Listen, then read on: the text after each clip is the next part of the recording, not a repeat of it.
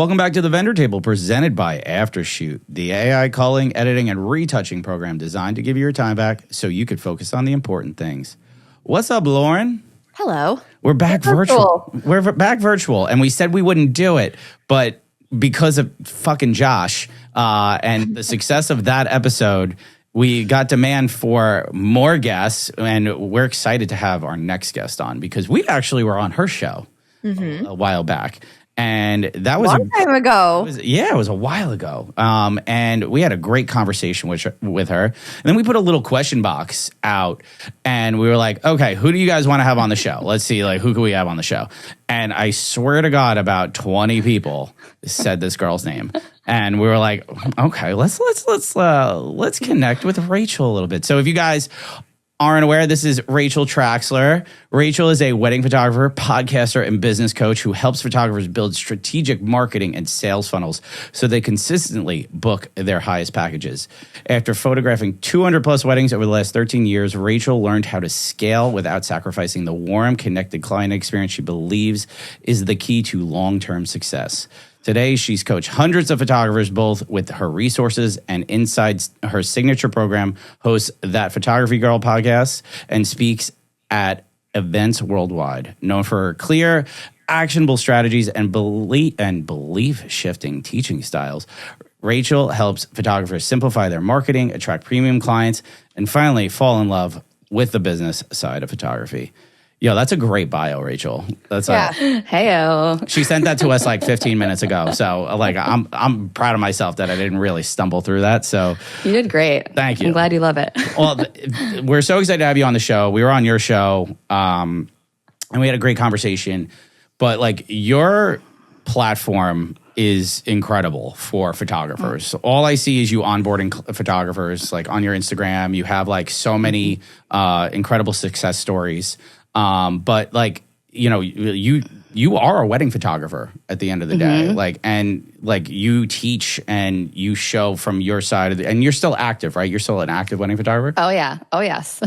That's awesome. I'm active. We love hearing that because we talked a little bit about that like a few episodes ago with Josh that, you know, we both believe, Lauren and I both believe, and I think a lot of people believe that. I think if you're going to teach, you should still be doing and being a wedding photographer. Go ahead. Very controversial take. Yeah. I don't see why it's controversial. I feel like I always want to have, you know, my toes in the water. If I'm going to be teaching it, I want to be like, no, it changes so fast. Like this industry, everything, it just changes, and I want to know what's going on. Especially if I'm going to teach people, I don't want to teach people outdated things. Exactly. You know, I want to keep up with it. Oh, for sure. I think I'll always be at least have my toes in the water a little bit. Yeah, you got it. Yeah, you got it. Yeah, I think like because we talked about it, the industry's always changing, right? Like and always. I think like Lauren has pointed this out a lot. Like, but like 2 years ago is so much different than what it is today, even. And on the like, I had to take a ride to the bank this morning, and I was listening to Cassidy's podcast, and Cassidy Lynn was talking to him all about like 2026 and things like that, and like she was talking about like how wedding photographers or the demand for wedding photographers today is much different than it was even 2 years ago. So like you're always adapting, I'm guessing, right? Like you're always teaching new techniques, and talk a little bit about that, like how, like what you could like basically, how are you adapting to the new times of like a new generation getting married as well? Truly, it really is like the next generation. And so like the way they consume is different, and the way we have to market to them is completely different. And I just feel like, strategies that worked even like last year or 2 years ago aren't working anymore. So I feel like this is kind of like a hot take for me, is like when people are like, oh, inquiries are low, or like that. I feel like that's true to a certain point, but also it's like, well, how much have you updated your marketing? Because if you're doing what you were even doing last year, 6 months ago, that could be why your inquiries are low. You know, if your inquiries are low, I'm someone who too, like, take a little responsibility for yourself too, of like, why is this happening to you? Like, what can you do to be proactive about it? And so I feel like, I don't know, marketing strategies in general, I just feel like have changed, and like the way people are consuming. I don't know. Have you guys noticed that too? Yeah, definitely. I mean, we just had a conversation like 2 days ago, Mike? Yeah, probably. Yeah, I think we were. How even just like from one year to the next, everything changed. you hear like a lot about photographers right now who are struggling to get bookings or even inquiries. Like the inquiries aren't coming in. So we were just having that conversation where like last year I didn't have to worry at all. Like it was very consistent, It was all coming in. It was business as usual. And then 2025 happened and it was like, what's going on? It was such a huge jump, a huge difference from years past. And then, you start thinking about like the post-COVID, like what happened with COVID. So naturally, things are different. You get used to that like post-COVID boom of right. Yeah, I think we all got used to that for a little bit. And that was 3 years of that? Yeah, right. 2020 to 2021. I remember 2021 was just chaotic, and then 2022 and 2023 were like, was just as bad. I felt like you didn't have you didn't have to put like much thought into it if you were a wedding photographer. It was just like post on Instagram, call it a day. Like, and the leads will come in. You're like, everyone felt like they were getting business, right? Like I know now it's a little different. We're seeing, a new generation get married. They're like, it's more expensive to get married now. Let's be real. Okay. Prices are higher. And photographers now have to work a little harder to attract clients or to book clients. So like that's part of the reason we wanted to have you on, because you're a marketing guru. There were so many ripple effects from COVID that are just absolutely insane. I mean, I'm thinking like, oh, well, why did things change so much? And it's because everything shut down. We had TikTok that just exploded. Now, like that content creation mindset has exploded. And as a result, now we have to put ourselves out there a little bit more to attract people. There's so many different things that happened because of that era. Yeah. I was going to say people are wanting different things too. Like they want the content creation, film, like they want that type of thing more. So now all of a sudden we're like, okay, we have to do what we did before, but now we have to learn some new things too if we want to kind of keep up with the market competition a little bit. You know what I mean? And be in this competitive type of market. So that is, I feel like there's so many reasons why, I don't know, inquiries are low and stuff, or like lower for people. Cause I have like a lot of I see a lot of photographers that are like, I'm worried for next year. Like I haven't been worried before and I'm worried. Like they have so many bookings, but I also feel like engagements are shorter too. I don't know about you guys, but like people are coming to me with shorter engagements. And so I'm like, let's not stress out yet, but even for me too, especially on Instagram, I don't market my photography as much. So I feel like anytime I do market my photography, people are like, oh, you should market your photography more. But I'm still getting quite a bit of inquiries on a weekly basis. And I feel like that is just, there's other things that I feel like I noticed that where it's like, I can't just post on Instagram anymore. This isn't a thing. Can't just do this. So I got to figure out some other ways to like bring in leads, other ways, market them, speak to them in different ways that way. So I kind of had to add a few things on. And I feel like that's what's kind of been working, and kind of I've been able to create like predictable inquiries that I'm like, I'm getting these inquiries every week. And I don't know, I've added some different strategies to do that. Well, let's expand on that a little bit more and talk about like what's been the most effective way to stand out in a crowded photography market for you. Yeah. Okay. Well, that one, I feel like if you're kind of standing out, or do we want to talk about like kind of what I'm doing to bring in the inquiries first? We'll start with that and then kind of like move into it.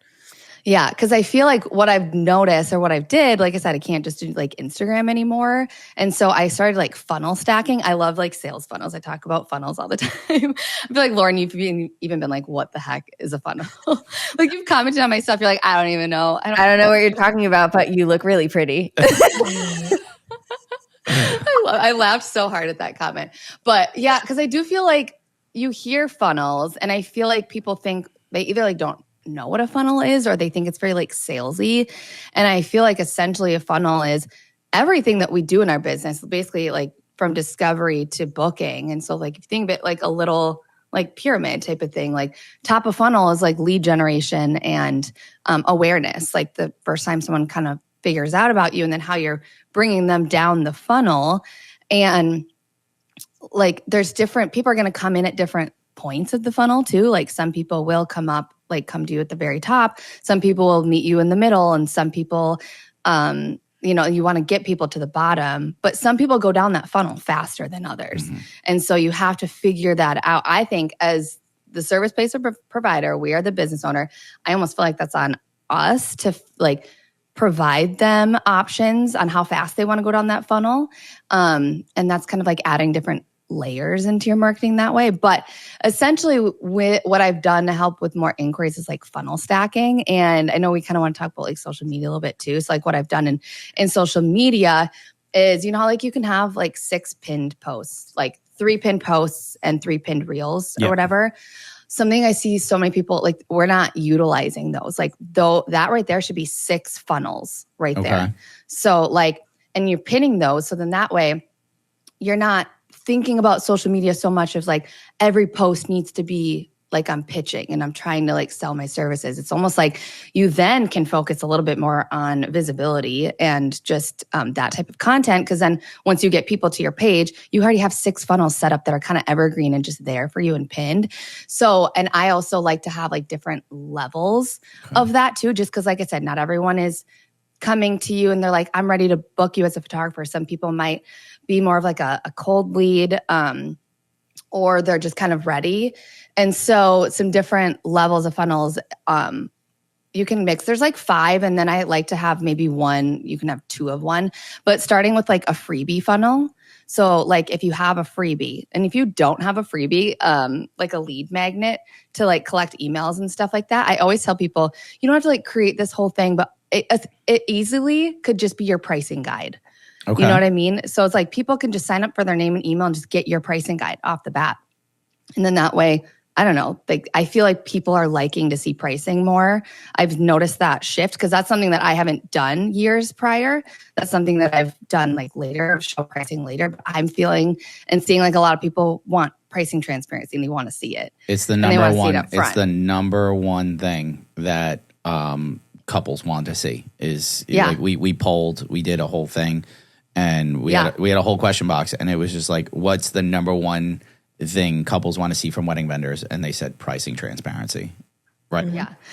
And I feel like that's like become probably just because, I don't know, more Gen Z are getting married and they're just like straight, no fluff. Like they want it straightforward. And that's probably why, because and so it's easy as that, as they could just get it. So that's like a freebie funnel. You're growing your email list, you're kind of expanding your audience, or like you're just giving them something that's, you're going to have that high engagement. And then another funnel, like another easy, it could just be like an about you funnel. You know what I mean? And that's, again, you can do keyword automation with some of these too, to like grow your email list. And then like, I like to have an authority building funnel too. So that's going to be maybe a wedding that you photographed that you really liked the venue at, or vendors that you worked with that you really enjoyed, or just an opportunity that you had, something that's like kind of building, like setting that authority, I guess, in the sense of, I feel like that speaks really well to brides who like value significance, higher end, clients that they're like, oh, she worked with so-and-so or something like that. Those higher end clients, I feel like to see that, and they value that significance and social proof a little bit. So I feel like that's a good like authority building funnel that way. That's such a cool strategy. Yeah. That's like thinking about that now, not to interrupt you, but like, oh, you're fine. No, when you're saying this to me, it's very interesting because I think a lot of photographers will, think just pin the 3 most liked posts, right? Yes. Like they're 3 most beautiful. They're not thinking about it with a strategy in mind. Like they're just saying, oh, this is my prettiest photo. Okay, it looks good on my grid. I got 1,000 likes on it. Hey, like I'm gonna post that. Like, or a reel. Like, oh, I went viral on this reel. I'm gonna post this reel. Well, you could have went viral on a reel that was just like you doing a TikTok dance or something like that, and you pin it, and then it's like, okay, but does it bring any value to your business? So I think that was like such a interesting take, like something that I never even thought about. So that's such an interesting take for the audience to take away and think about that. Yeah, totally. And there's nothing wrong too if you're like, oh, this is my, favorite wedding from this year and I want to pin that, that's cool, but use it with intention. You're going to use that either as your authority building or haven't talked about this yet, but like your high ticket, because your high ticket as a wedding photographer is your wedding services. That's probably the highest offer that you have. And so that's like your high ticket offer. And so you can use that as your high ticket funnel, but you need some activation and some call to action in that post for people to like actually do something with it. So that's why like I love plugging in keyword automation. You'll see on all of my like pinned funnels that I have keyword automation on most of them, because then that's at least I'm doing something with it. You know what I mean?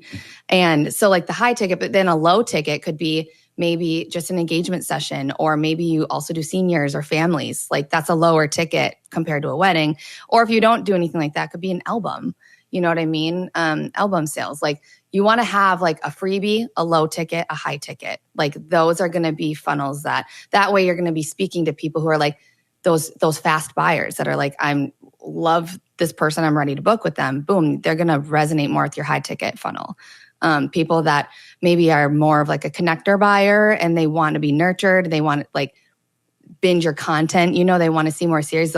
They might be interested in your low ticket, but they're probably going to sign up for your freebie. And then your freebie funnel, like your email funnels after that are going to lead them then to your higher ticket, you know? So there's lots of micro funnels within the funnels. But I think is just looking at social media, having those 6 funnels set up in your pin post, that's just such a good place to start.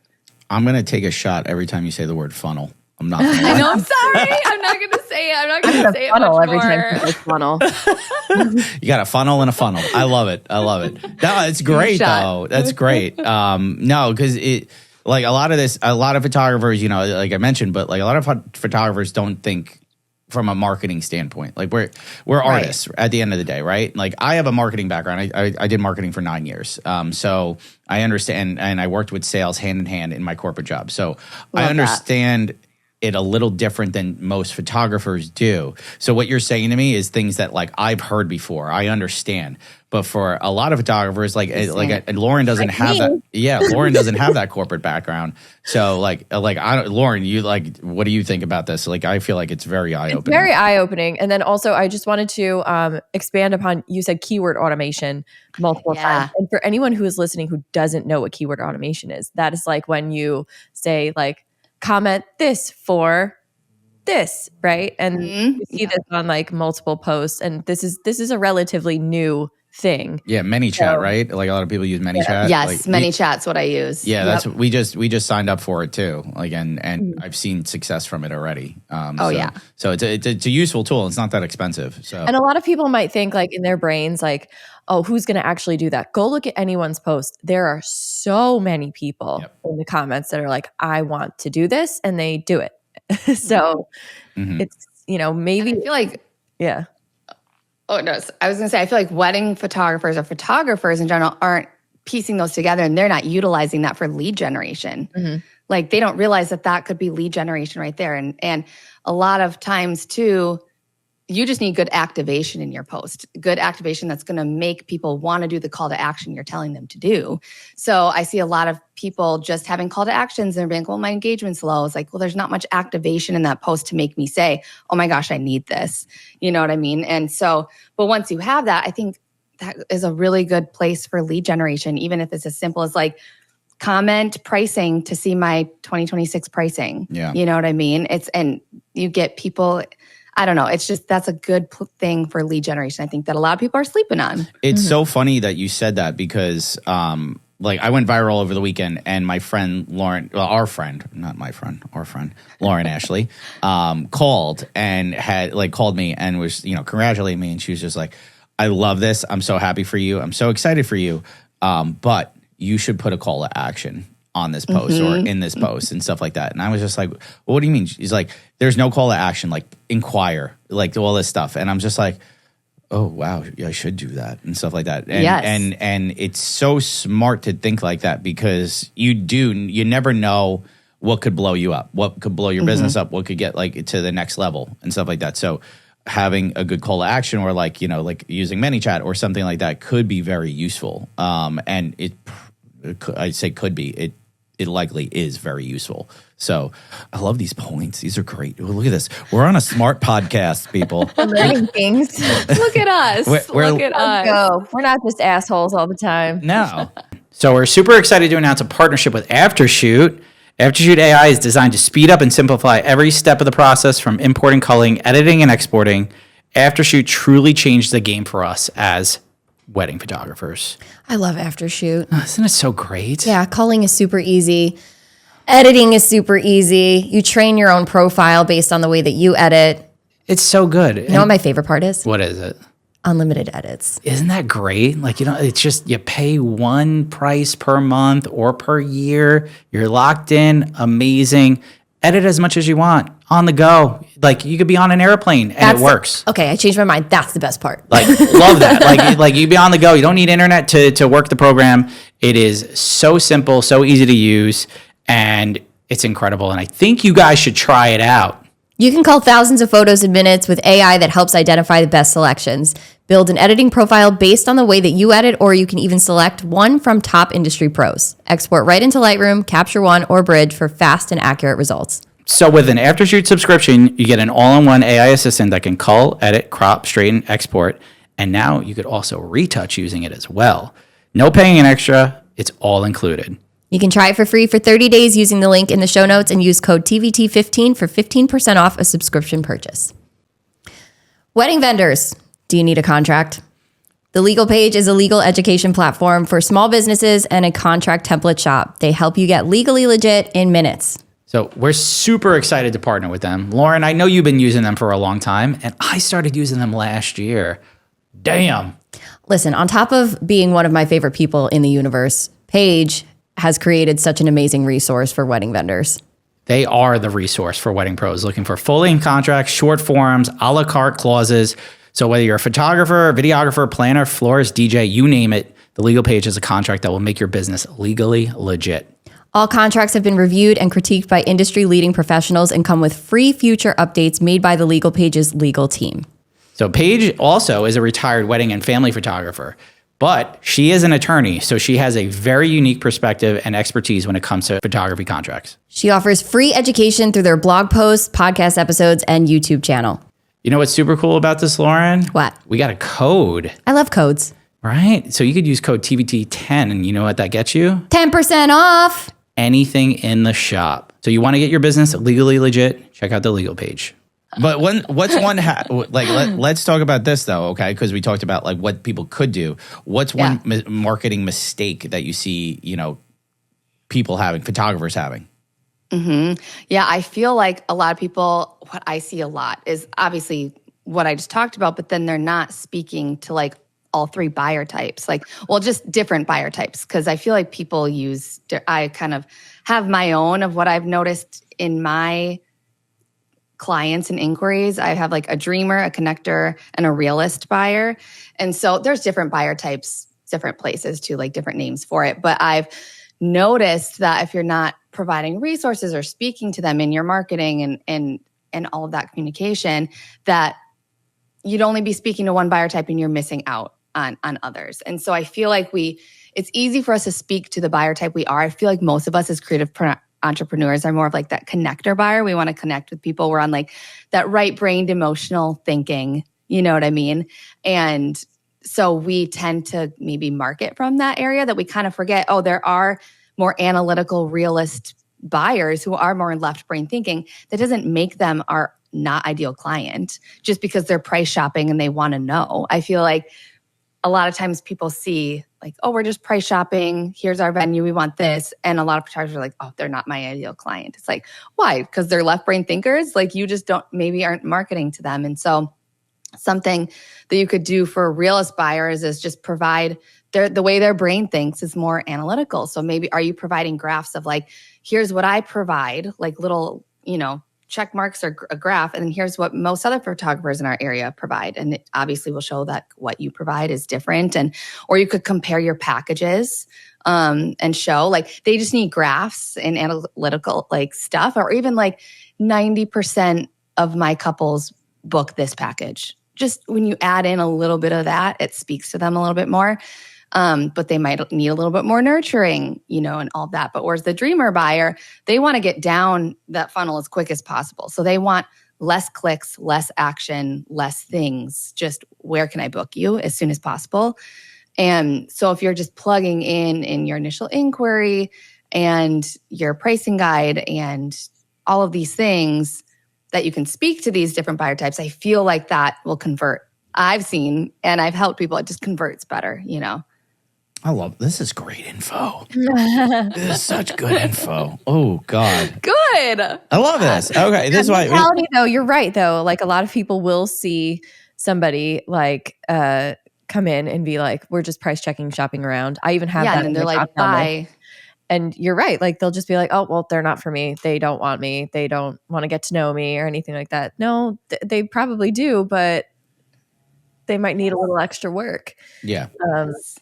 And that's on us. Like, we can't be lazy with that. Like, that's on us as the service provider, business owner. Like, we have to be able to, this is something I love doing, take an inquiry and analyze it and know how to respond based on what they need. Mm-hmm. Are they left or right brain thinkers? Like, what is their buyer type? Are they dreamer, connector, or realist buyer? What like basic need do they need? Like I said, do they really value significance? Then maybe you're going to show resources of wedding planners you've worked with, or like show that like where you've been featured or something. They want to see that significance. Or if there's someone who values like having variety, maybe they want to do custom packages with you, or they want the pricing right away. I don't know. It's just you have to analyze the inquiries and respond to them accordingly. So sometimes I will send my pricing guide just right straight away, and then sometimes can pick up that they want to create a custom package together. Actually, something I added this year, you guys, that I have found really helpful to my contact form, because I do a lot of custom proposals. I know everyone's different, but at the very bottom of my contact form, like the last question is, do you want me to send pricing right now, or do you want to create a custom package together? Then that way I know, okay, I really can just send this over and be fine with it. Or they might say, well, I kind of am looking at this and this, so I'd love to create something together. Then I can know, we can talk on the phone, It's good. This is great. Okay. Wow. Oh, okay. Now with like, the girl's good. She's good. Oh my gosh, damn. You guys, you're too much. I love this. I love this so much. Because as a marketing person that was in marketing for so long, I'm like, yo, she's the shit. Okay, this is good. Okay, all right, guys. You've got me on the other hand that is like the imperfect photographer. So like the one that is, I am still continually growing. I did not go to school for business. I don't have that background, so I am constantly learning new things every day. Especially with the guests that we've had on the show every day. Every interview is very eye opening for me, and it's forced me to implement a few new things in the way that I've done business. So. And you do see results. So like after this, like, okay, I'm going to go and change my contact form. That's like saying, and I attract a good amount of leads. Like I'm very established in the area, but like I take everything as well. Like with everybody's insight. Everybody has some great insight that has come on the show, and I'm like, yeah, that's actually really good. You should implement that. That's 100%. Like the one thing I want to kind of bridge into, because. As photographers, for the last, I want to say 12 years or so, Instagram has been it has been the source for photographers. Bread and butter. It is, right? Like everybody has really turned to Instagram as the marketing tool as a photographer. You know, like for a long time, that's how you attracted leads. That was, like I started photographing weddings in 2012. Instagram wasn't really up there just yet and everything like that. But when I took it seriously, when I started taking being a photographer seriously, that's where I focused attention to, was Instagram.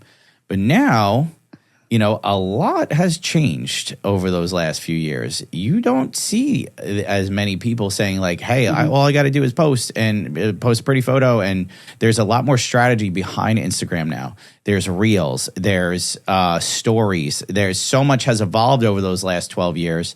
And now you have rival apps like TikTok. Even people use Facebook ads to advertise. So like a lot of people are putting all their eggs in the Instagram basket to this day. Do you think, or like, is it time to diversify your content as a photographer? For sure. And I don't know about you guys, because I feel like we've all kind of been doing this for a while, and I'm not like trying to put myself down when I say this, but like there's so many good photographers. Yeah. So I almost feel like when you're just using Instagram, you're kind of just throwing yourself in a hat of just, there's so many options and everyone is so good these days. So it is kind of hard. And I do feel like, I also don't know about you, but I'm on social media. When I am on social media, I don't like to consume too much, but I'm kind of just there to be entertained. And versus other places like Google or Pinterest, like when someone's searching, they're actually searching to book someone. And what I actually started doing too within the last year is I just keep started early this year. I wanted to track my inquiries, where they were coming from, how I was converting them, all those things.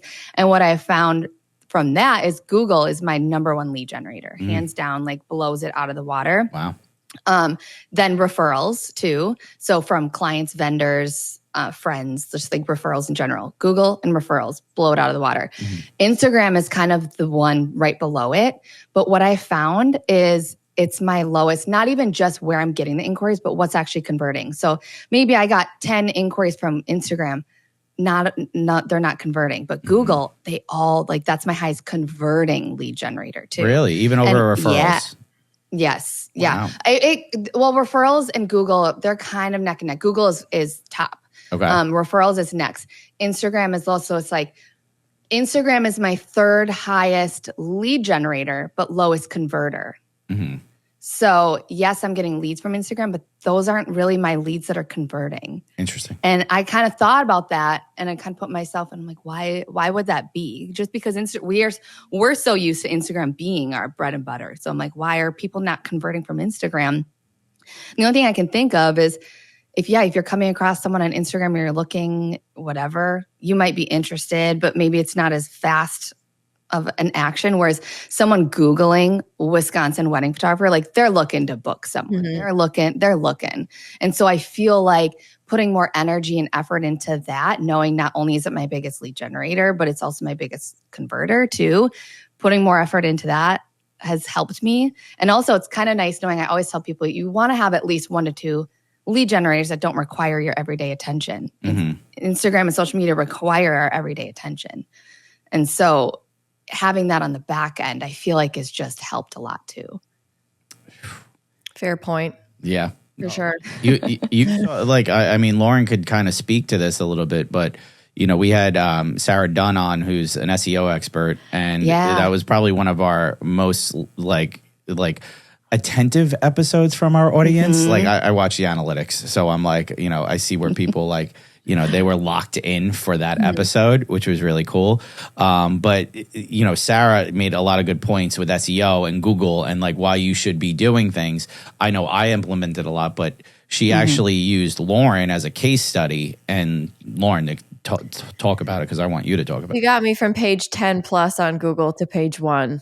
And what? And you saw like a spike in business, right? I did. Like that very day, I got 3 leads from Google in one day, which is wild. Yeah. And like it's something, SEO is something I never like ever paid attention to. Again, I am the imperfect photographer. I did not know anything about SEO. It's good branding, by the way. Imperfect. The imperfect. The imperfect photographer. And I truly like did not know anything about it until Sarah came on our show. And again, it might make me look bad as a business owner to say that. But we all are at that point. I say this like with love, because other photographers probably feel silly or stupid, or they're made to feel stupid for not knowing this stuff. But it was never taught to me, and how else am I going to know unless I learn?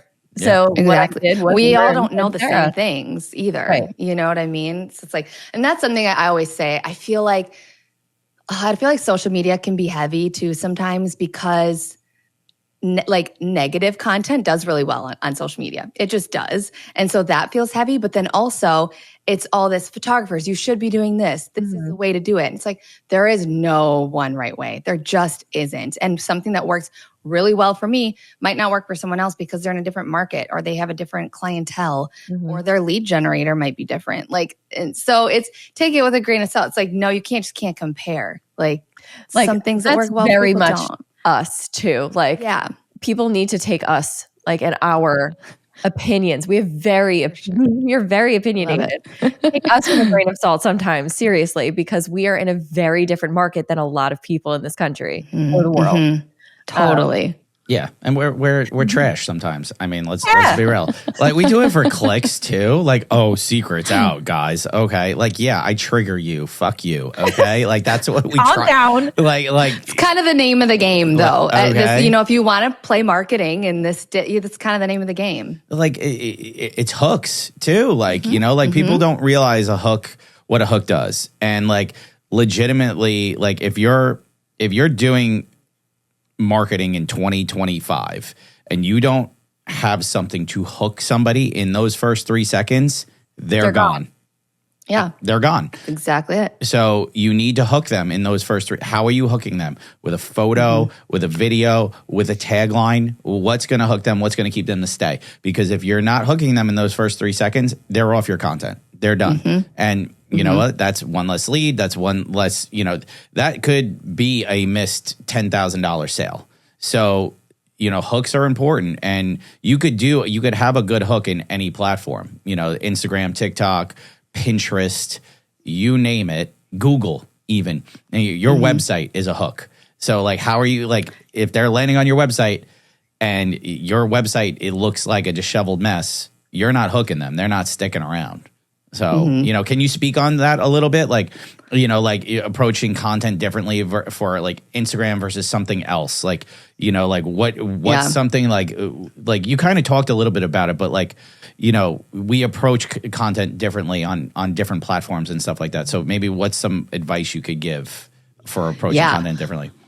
Okay, I love that. Yeah, like you need to have hooks everywhere. Like not even just social media. Like exactly what you said, Mike. Like your website and stuff too. And then it's like, think of like the hook and the activation and the call to action, all that stuff. But if you think about it, social media, each platform is so different. And in general, I feel like social media is like awareness and stuff too. But I don't know about you guys, but I'm way different on TikTok than Instagram. I do not care what I do on TikTok. You're speaking to Lauren right now. I could care less. I will grab, and which is so weird because it would never do this on Instagram. I literally could just grab my phone. I don't even think, I just go and I just post. Yeah. I don't even care. I don't care. And I feel like that's really focused maybe on virality, just realness, connection, maybe building that authority a little bit. Instagram is very, to me, nurturing, connection, maybe like a little more portfolio building, that type of thing. Pinterest and maybe your email list too. Throw the email list in there just because we talked about many chats and keyword automation stuff. That's maybe more long-term, maybe like visibility, focusing on some lead generation there. And like Google, for example, because like the Google profile and like, not that that's a social media, but it's a little bit like that's where I really will focus on like conversion and stuff too. So there is, I think, a little bit of a different, I don't know, points or angles that you want to take at it. Like they each serve different, like maybe one's visibility, one's nurture, one's more conversion type of thing. So you approach it different, you post different, your intention is different. Obviously our intention is always conversion, but you can't always just jump for the conversion. You have to do these other things too. Yeah. Yeah. No, like it's so true though. It's like, I love your point about TikTok because, like I've been playing with TikTok a lot more, and I know Lauren has and stuff like that. I'm a little more focused with my TikTok, but I'm not like, I'm also stupid on there too. Like I will pick up I did it on the wedding the other day. I was talking about like this new trend is like called it's apparently an old thing, but like it's burying the sausage. Like people are literally taking a pack of Premio and going to their location, burying it on the grounds because the superstition is like it will help prevent rain. And I'm like, I'd never heard about this shit until this year.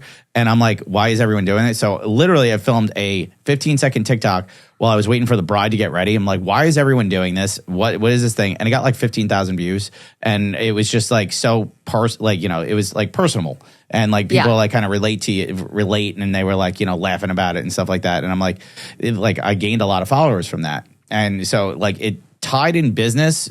But so it wasn't like I wasn't posting like my dog doing something silly or something like that. Like it was more about like you were at the wedding. It's still tied to the industry. So that's like kind of I'm taking like an unintentional intentional approach, if that makes any sense to it. Like it's all focused, but it's a little bit more loose, I guess is like the best word. So I'm throwing spaghetti at the wall and seeing what's yeah, she's just like, let me post concert shit and this and that. And some of it works, some of it, it's crazy.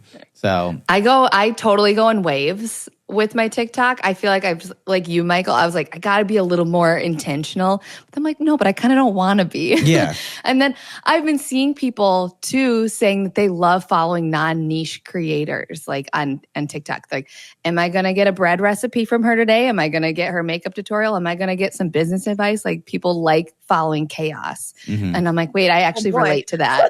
Yeah. I like following. Like, I don't know what I'm going to get today. There you go, Lauren. Sends me down a rabbit. That's what I see with her is like you just never know what you're gonna get on her TikTok. Love it. No, I love it. A book reel. What am I gonna get from Lauren? A book TikTok. You're gonna get something going on with my dog, or it's gonna be me just talking the about chaos of what happens after a wedding. Yeah. I don't know. People love that. I like that. Yeah. Or a concert video, like. But it also, we were talking about this the other day. Like, also, like some of that stuff also connects me with people who are like-minded. Yeah. Exactly. So, like posting like a video of me at a concert, 100-something thousand people watch that video, and I did not expect it to go like that. But then I got all these followers who listen to the same music as I do, and if those same people are also following me now, they're going to see more of my content and what I do. So one might stick. Who knows? Yeah. You never know. Yeah. It's so TikTok. It's wild. Who knows? I know. And that's what kind of makes it fun because it is so different from Instagram. You could approach it any which way. I think that's what's cool about TikTok is like you could approach it from any which way you want and see success. Like you could approach it from a chaotic way. You could approach it from a little bit more of an intentional way and see success in each way. Like I like we mentioned her earlier, but Cassidy Lynn is probably one of the best photo influencers like out there today. She's, young. She's, like has like that whole intention, but unintention behind things. And like, I know when we talked to her, like I was like, have you seen like bookings from TikTok? And she's like, yeah, it's, it's great. I'm starting to see that too. I did a guest appearance on Vanessa Joy's Mastermind and talked all about TikTok. And I have seen now, now it's up to like 40 something leads, and I booked 4 weddings from TikTok. So crazy. So you can book from other places besides Instagram. I know everybody thinks like Google as it, but other social medias. So that's the part we were curious about really your take on that because, like going back to like putting all your eggs in the Instagram basket, you shouldn't do that anymore. Like that's just, it's just not the thing. We're evolving. So many different platforms now that you can utilize to your benefit. There's TikTok, there's Pinterest, there's ChatGPT. There's, so many different platforms where people can connect with you. And there's so many different ways to utilize those platforms. I mean, look at the difference we just discussed with TikTok versus Instagram. Like you can be chaos and still book people from exactly. Yep. And then even looking at the people who are kind of getting married now are like starting to be like younger Gen Z, and they are on TikTok. So that's good. They are going to ChatGPT to ask for things. So I almost feel like there's a shift in maybe TikTok and ChatGPT is maybe where you want to put more of your energy too. Yeah. That's just something to think about. You ever just feel like you're playing catch up with inquiries? Nuh-uh. Why not? Because I have HoneyBook. Isn't HoneyBook like the absolute best? Yeah, it's been game changing for my business. It is like the biggest game changer for wedding creatives, for wedding vendors. You don't understand it until you're in it. Everything is fully automated. You can have the AI like pretty much take care of everything for you and only just personalize everything as you go. Exactly. So like now the second someone inquires, they get automated personalized messages without like lifting a finger. That's like the biggest thing for me. I'm getting back to my clients quicker. I'm giving them like personalized responses. You can't beat that with a CRM platform. No, my workflow on the back end has been so much more streamlined since signing up with HoneyBook, I think 4 years ago. It's like having a business partner that just makes you look super professional. And follow-ups handled. You don't even have to think about it. HoneyBook keeps everything running behind the scenes. Which means more book clients without the stress. Honestly, if you're still manually chasing leads, it's time to switch to HoneyBook. Do it. Get your time back, grow your business, start your free trial today with the link in our description. Super excited to announce a partnership with Blacksmith Print Co. Look at this thick bitch. Oh, God. Yo, she's spicy. I love her. Yeah. So Blacksmith brings quality, simplicity, and a boutique customer service to photographers looking to upgrade their album experience. These things are fucking good. Beautiful. I mean, we picked them up. Like, we got Brady, the owner, sent us these sample albums with our photos in them. One, they look gorgeous. Color was fantastic. Spot fucking on. Beautiful, beautiful albums.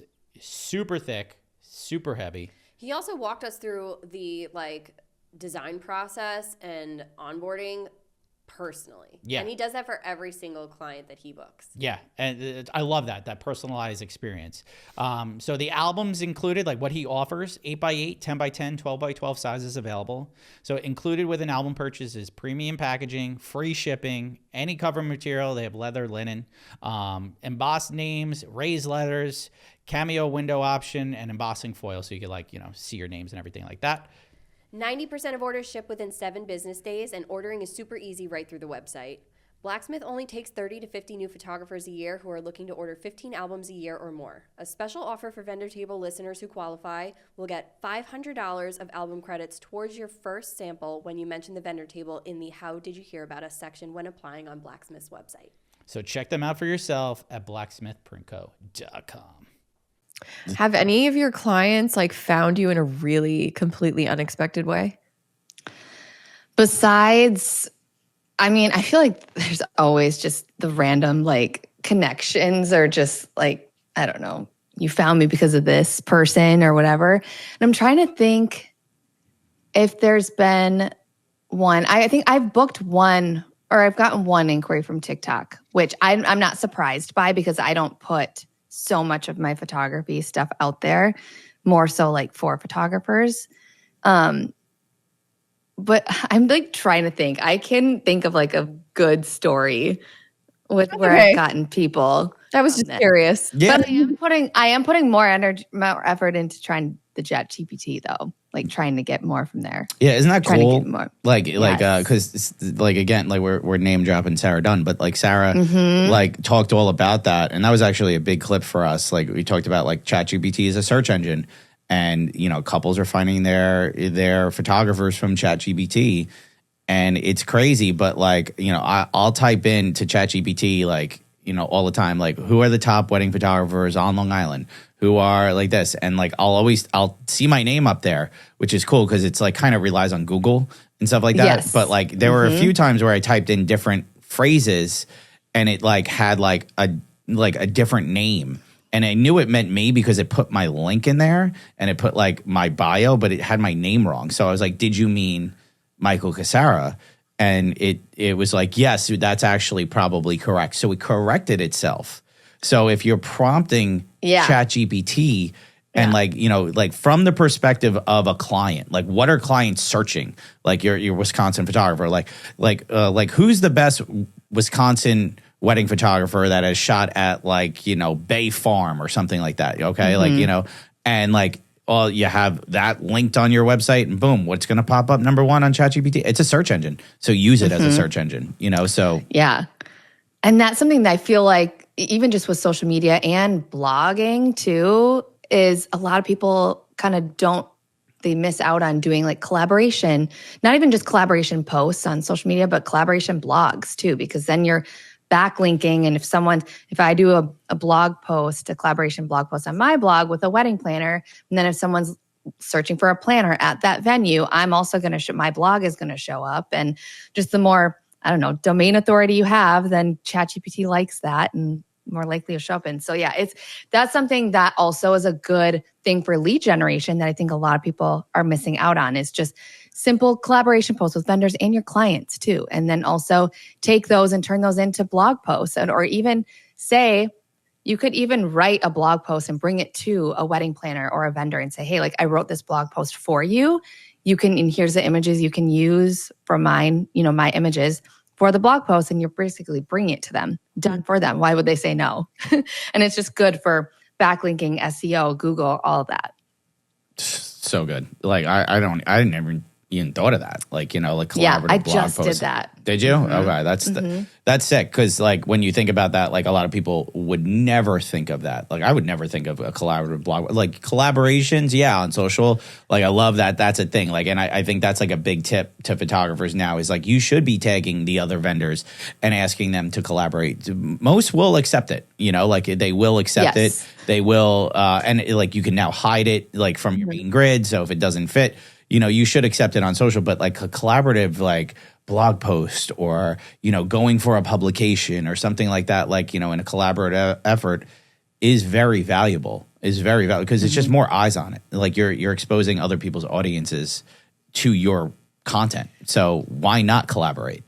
Exactly. Yes. Like trying to get in front of other people's audiences. Because I feel like it's natural for everyone to say, like, I want to grow on social media. I want more followers. And I think what that means is they want more visibility because they think more visibility equals more bookings. And that's not always the case.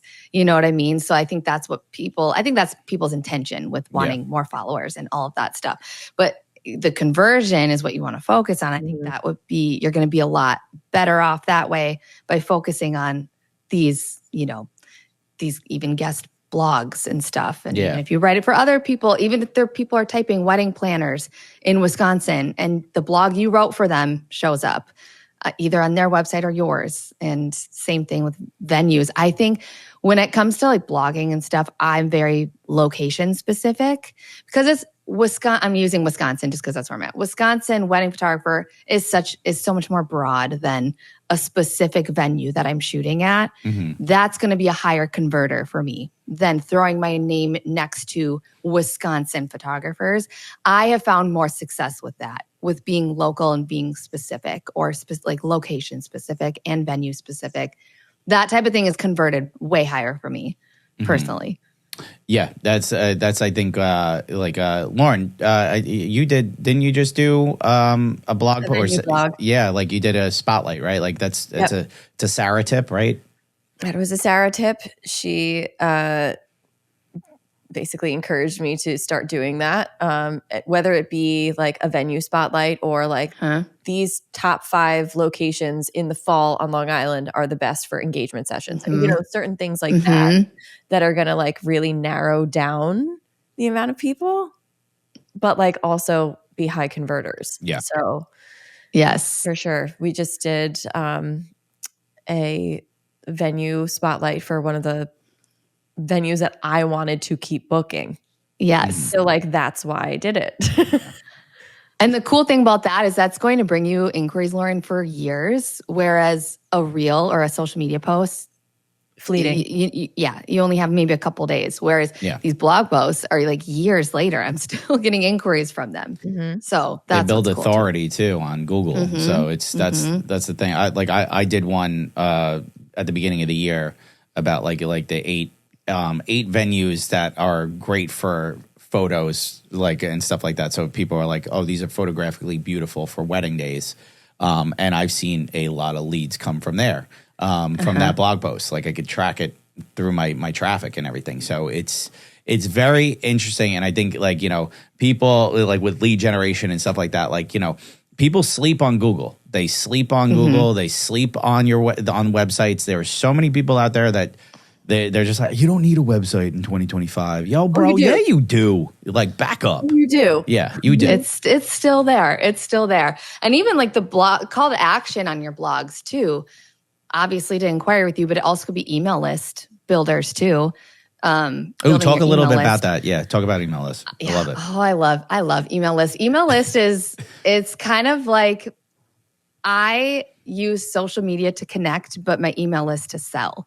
So that's where I feel like I don't have to sell or promote or like pitch myself on social media. I'm just I want to be there to connect. Aside from like those funnels I like to do, and every once in a while throw in obviously some more selling, but I like to use my email list to sell. Like, for example, I know not everyone does mini sessions, and I know that's kind of like a hit or miss with some photographers.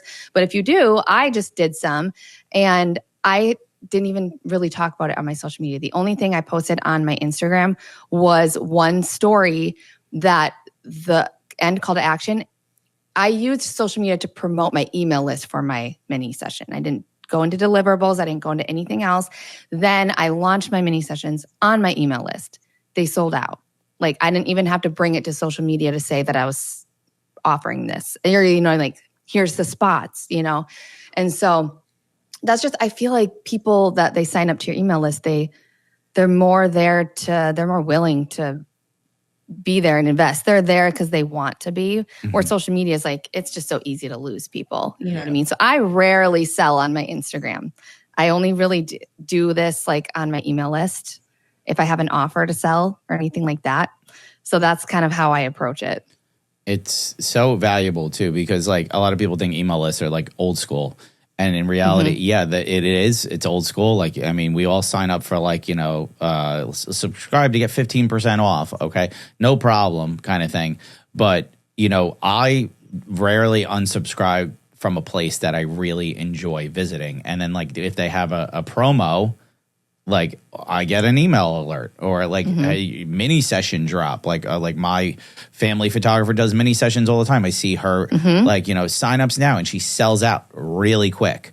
So like that's the part where if you do this stuff, it is very valuable, especially if you're looking to sell more to clients, right? Like that maybe are long-term clients, clients that have used you for a long time, that you want to do family sessions and stuff like that, like in the future. So I love all this. This is such a valuable fucking episode. I had to curse because I don't think I have. I don't think I cursed one time. Yeah. You have not. No, I had to. I had to you put you had to throw one in there. No, I think you did earlier. Because if I don't put the you explicit label on the show, people think something's wrong. So sorry.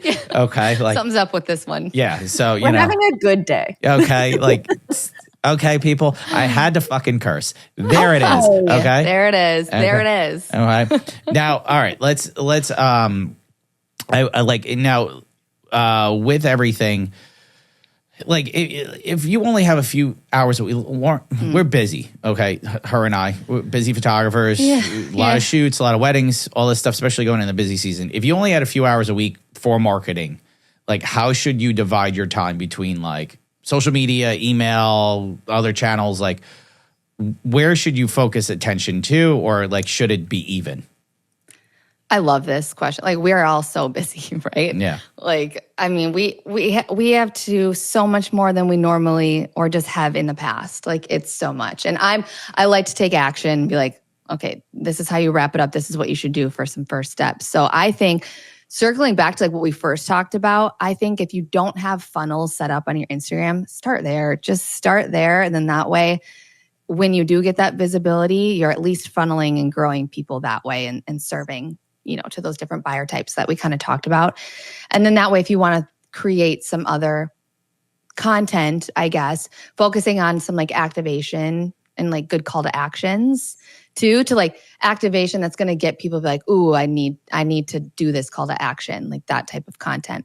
So even if you spent, gosh, I don't know, an hour just setting up, or maybe you even have posts that you can just pin already and just quick change the caption and add in different things. Spend an hour and just pin some funnels.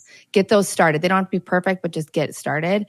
And then I think only because this has been really impactful for me, it's just like the blog posts and the SEO that we were saying. So maybe take an hour and write some location-specific blog posts. Reach out to a couple of vendors, whether it's a venue or a planner, and ask to do a collaboration post with them. Something too, you can even just say, here, will you answer these 3 questions and I'll write the blog post for you? That type of thing, because that's really easy. And then email list. I think that that's super important. So if you even just get started with an email list, and even if you write one email a month, like that's still going to be, keeping top of mind. Like it could be, and then at the bottom of that, even just that one email a month that you're sending, at the very bottom, it can just say like ways to work with me. And it could be, your booking link. It could be your weddings. It could be booking a session. It could be albums. It could be just a resource that you have. Just reminding people, I think people like ways to work with you. So I would make sure you like set up your funnels, create blog posts, and set up your email list, and just write out an email to send at least once a month. This is awesome. This is awesome. Such a Hold good. on, I'm taking notes. Where's my paper? Yeah, I love it. I hope, listen. I hope you assholes listening are enjoying this. Okay, we bring on smart people. Okay, We're informational. You guys are too sweet. all right. We bring smart people on the show. Okay, remember that. Okay, we're not just We're a smart pod. people. Okay, Absolutely. we're smart Yeah, people. sorry. This is very educational for you guys. Yes. For your podcast here. Yeah, Bring 'cause- more education. We like to do education once in a while. We sprinkle it in on top of the smut. It's like okay. I love it. Okay. Now, wrapping this up, we always do like a this or that rapid fire. We did not prepare you with any. Okay. I love this. Okay. So Bring it on. So rapid fire, this or that. Like this is questions we ask a lot of photographers out there and stuff like that. I can ask ChatGPT right now. Like we Come up with could, some questions. but like we got a few like that. Like we ask every guest, and I want to ask. Okay, we're gonna start it off. Okay, I'll kick it off. Let's go. All right. First and foremost, band or DJ? DJ. I know that's you guys think so too? Yeah. I feel like everyone wants a band, and I like a band, but man, I love just a good old DJ that's just blaring 2000s hip hop stuff. Uh-huh. There you go. That's where people get down. Yeah, we only had one guest say band, and I remember, Okay. and it was Lauren Ashley. I remember who it was. So it was only that's the only person who said band. So I was shocked. yeah, Okay, good. well, I'm shocked too. I feel like yeah, like bands. it's just bands are like you gotta be a really good band, like really good, like So, all right, Lauren, do you have one you want to ask her? I got a few. Yeah. Intimate elopement or big traditional wedding? Big weddings. Which is also, yeah. I love elopements. Like every time I photograph elopement, I'm like, oh, I want to do more of these. But they're so much harder to me. Like big weddings are easy to me. I don't know. And I like a big party. Even if I were to re-get married today, big party again, like big wedding. I just think they're fun. Nice. Okay. I don't know. That's it also. That one always goes either way. Yeah. Like, It that does. will never And I go. love elopements. I'm I s- love elopements. I do. But I'm still on the weddings fence are about fun. it. I just don't know Yeah. what I like anymore. It's like I like the small ones and I like the big ones. It's like okay. That's I think- pretty neutral. For me, like I always love shooting big weddings, but I would never want one for myself. yeah. Sure. And I had a Sure. big wedding. I would So never I'm want one opposite. again. Yeah. You know what it is? I like I like this. A big wedding with no wedding party. How's that sound? People have done that too. I've seen that that's It's happening a lot more. Yeah. Like a nice 150 person wedding, no wedding party. I've seen that too. See, See, I'd want everyone there, big party, tequila shots all around. Like I'd want the big party. yeah, it's That's Coming where to I'm at. Wisconsin, put me on the invite list for the next one. yeah. kidding. I'm That's sorry. great. Is that For the next one. right? All right, next question. For when you do the vow renewal, my bad. Yes, there you go. All right, next question. I got a good one. I got a controversial one. Oh boy. Okay. Primes or zooms? You can only shoot with one for the rest of your life. Only shoot with one lens the rest of your life. Okay. You know what's hilarious? Is it a prime or a zoom? If you were to ask me any time before this year, I would have said prime, but I have the 28-70 and I feel like I've been using it a lot. Don't hate me. But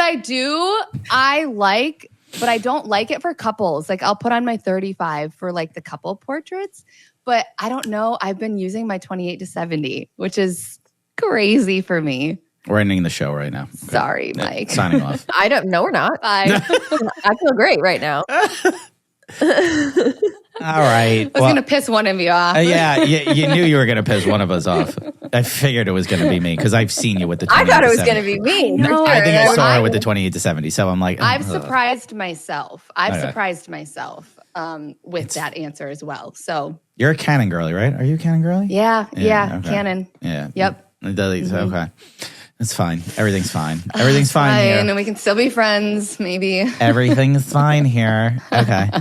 All right. Not gonna gloat. Yeah, I'm it's just fine. gonna Gloat. see your- It's you know what? you want to gloat. That's I don't fine. want to. I don't. Okay, it's fine. Gonna piss one of you off. Yeah. Lauren, you got the next one. Do you have one? I have one. If you don't, Shoot. Go for it. dream destination like that you would love to photograph at. Well, that's not a this or that. It's not a this or that, but like okay, you know what? All right, you're right. Okay, Amalfi Coast or French Chateau. Probably the French chateau, only because the other one is so trendy that it's almost like, you know, when things get like so popular and so trendy, you kind of like boycott it. That's how I am. Where I'm like, everyone's doing that. I want to do something different. Yeah, I don't know. It is, but they're true. both. Don't get me wrong. I would love to, and they're both so good. And I even told Trent, my husband, I was like, I want to take you to Italy for our 10-year next year, for our 10-year anniversary. I want to take you to Italy somewhere because it is such a. I want to go and do it, but I just feel like everyone's that location has become like Very popular. Yeah, very popular. I'm Don't seeing get me wrong. so I many wouldn't be people mad getting about married. it, but Yeah, that was like I remember like because you've been around for a while, like the 2016s, like everyone was doing Iceland. Everybody. yes. Oh, yeah. Yep. And it was just Yeah. like every elopement was in Iceland. Everybody was shooting in Iceland, and like it kind of like I soured it a little bit. Like No, you know, man. I Right. never got sick of those. like I never got sick of the Iceland photos. I never ever. did either, but like I think a lot of people were like all of a sudden you got to Iceland for like let's say a workshop, and like people were like, oh okay, it's another Iceland photo kind of I'm thing. down. Right. It's I'm it's all like about a it. bender. I don't care. I Every don't time care see either. them, If I do someone's not sleep. book me I for do not- Iceland. Shut up and let me talk. No. I do not sleep on the Iceland photos. I swear, every single time I see them, I'm just like, that is something that is so gorgeous and stunning. The nature of it, the formations in the environment, the waterfalls. Amalfi, It's pretty. it's pretty, Yeah. but like that will never not blow my mind. Yeah. that exists. That was me with I will Ireland. say- Ireland was like that for me. That was Yeah, I haven't been. My brother and his wife lived in Ireland, and I never got over there when they lived there. But Iceland was probably the most beautiful place I'd ever been. Like jealous. it is stunning. It really is. Gee. I'll never sleep on the Iceland photos. Every time I see one, I'm just like, oh, That's Yeah. very you, Lauren, too. It's your I vibe, know. your style. We should It's do a dark. workshop. Makes I think a workshop sense. in Iceland would be really cool. Like, It would be. Taylor Jackson, I just think did one, and I'm very jealous that he did one in Iceland. So I'm like, damn it. Yeah, I wouldn't be mad. I wouldn't Yeah. be mad. Wouldn't- hate it. There's not- wild horses. Yeah, wild horses, the black sand beach with the icebergs floating in it, the Volcanoes. weird stone things, Waterfalls, Black- glaciers. They have it all. Yeah, It's got everything. it's really cool. Compared to the cornfields here in Wisconsin, I mean, I'll take Iceland. Isn't that funny though? I'll like take the coast. you know, it's funny, like because where we live on the coast, like okay, like so we have the beaches here, and like the Wisconsin photographers would be like, "I'd die to shoot on the beach. pretty. It's so pretty." And meanwhile, we're shooting on the beach all the I'm time. like, I would die for a golden hour in an open field. Give me an open cornfield right now. Give me the open cornfield, 100%. I feel like that goes for anyone. You just kind of get not sick of, but you get used to what you shoot in. 100%. Any change of scenery is like, this is amazing. Yeah. You know, sure. Yeah. it's just so funny because, like, you know, I guess it's like you want what you can't have kind of thing. And, All the time. And as photographers, it's like you would dream to shoot in a place that like you've never been or don't frequent and stuff like that. So like, yeah, the Midwest photographers would probably die to shoot on the beaches of Long Island, and us Long Island photographers would dream to photograph in a cornfield or something like that. So yes, fly me to Wisconsin Hey, to shoot a bye. cornfield wedding. Come on over, kids. Come on.